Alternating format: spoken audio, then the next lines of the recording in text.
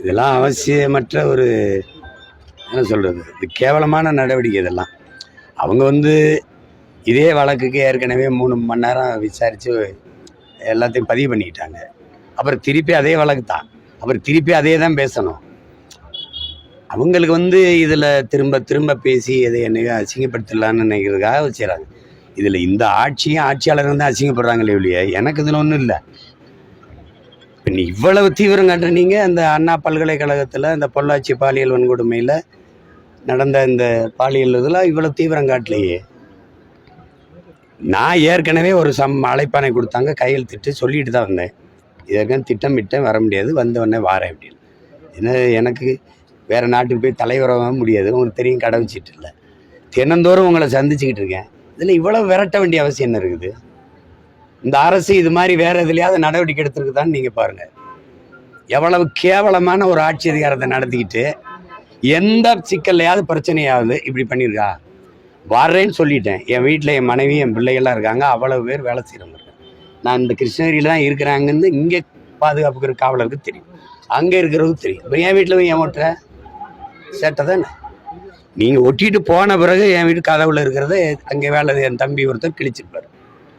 அதில் என்ன பிரச்சனை? நீங்கள் இது பண்ண நான் தான் வருவேன்னா வருவேன்ல, வராமல் போயிடுவேன்னா இவ்வளோ பெரிய வேலை செய்கிறவன் இல்லை உங்களை மாதிரி பயந்து ஓடுகிற கோலைகளா இல்லை என்ன? நான் தான் வருவேன்னு சொன்னேன், அப்புறம் ஏன் இந்த வேலையை செய்கிறீங்க நீங்கள்? இதனால் நான் அசிங்கப்பட்டுருவேன் நினைக்கிறீங்களா இல்லை நீங்கள் அசிங்கப்படுறீங்களா? அதை பார்க்குறவங்க முடிவு பண்ணிட்டோம். எங்கே போகிறேன், நான் இங்கே தான் இருக்கேன், வரேன்னு சொன்னேன். நாளைக்கு இல்லை, நாளை மறுநாள் வருவேன். நாளைக்கே வந்தாலும் வர முடியாது, என்ன பண்ணுவேன் நீ? இப்போ என்ன பண்ணுவேன் நீ? திருப்பி வைப்பேன், நீ அதையே தான் பேசுவேன். நீ சம்மந்தப்பட்ட அந்த பொம்பளையை கூட்டிகிட்டு அங்கே உட்கார வை, என்னை உட்கார விசாரி. நீ அங்கே ஒன்று பேசிட்டு வருவேன், அப்புறம் திருப்பி ஒன்று வருவேன், அப்புறம் ஒரு வாரம் இதே பிரச்சனை வைப்பீங்க, திருப்பி கூட்டிடுவீங்க. எத்தனை நாளைக்கு? 15 வருஷமாக இதே நாடகமா?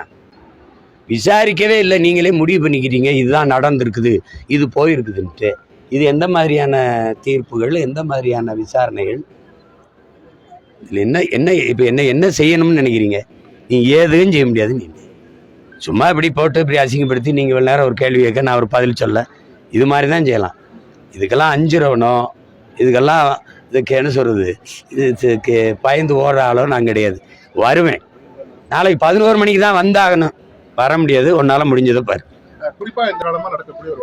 ஒன்றும் வழக்கு இல்லைங்க, வழக்கை நான் தான் போட்டேன். போயிருங்க, வழக்கு இல்லை, அது சும்மா அவ்வப்போது அவதூறா ஒரு புகார். அந்த அம்மா திமுக ஆட்சிக்கு வரும்போது வரும்.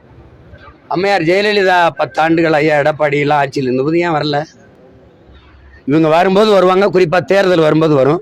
என்னை சமாளிக்க முடியலன்னு அந்த அம்மாவை கூட்டி நிறுத்திடுவாங்க.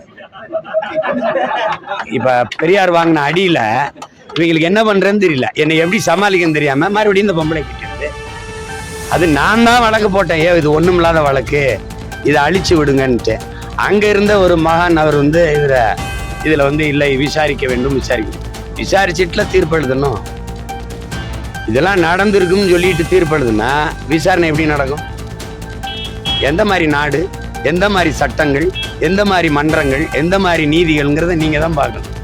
விசாரிக்கணும், விசாரித்து அவங்க தரப்பில் கொடுக்குற புகார், கொடுத்துருக்க குற்றச்சாட்டுகளுக்கு சான்று கேட்கணும். அதெல்லாம் சான்றுபடி நிரூபித்த பிறகு தான் இது குற்றம் நடந்திருக்கா இல்லையான்னு முடிவுக்கு வரணும். நீங்கள் அது எதுவுமே செய்யாமல் நினைக்கும் போதெல்லாம் அந்த பொம்பளை கூட்டி வர வேண்டியது, இது பண்ணுறது. என்னை சமாளிக்க முடியலன்னா இப்படி ஒரு நாடகத்தை போட வேண்டியது. நானும் இந்த நாடகத்தை பார்க்கத்தான் போகிறேன், இது என்ன நடக்குதுன்னு பார்க்கத்தான் போகிறேன், நீங்களும் பார்க்கத்தான் போகிறீங்க. நாளைக்கு தருமபுரியில் கலந்தாய்வு, நான் வருவேன். அந்த வளசரவாக்கம் காவல் நிலையம் அங்கே தானே இருக்கும், நான் இங்கே தானே இருப்பேன். இப்போ என்ன அவசரம்னு சொல்லு. அவசரமா நீ வந்ததுன்னு வர முடியாது, என்ன பண்ண பண்ணிக்க. அவசரமா நீ வந்ததுன்னு வர முடியாது, என்ன பண்ண பண்ணிக்க.